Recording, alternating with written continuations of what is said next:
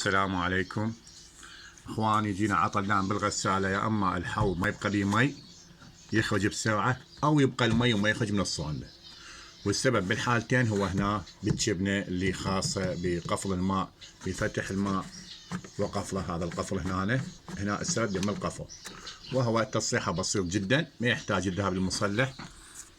نفتح الجبنة، نفتح القلق مالتها بسهولة، نرفع الجبنة. راح نلاحظ هنا بالداخل، شوف هنا اكو هسه اكو وساخة بالداخل هنا. حاول تسحبه، حاول تسحب هاي الوساخة، نوخرها نبعدها فد بأي آلة معينة.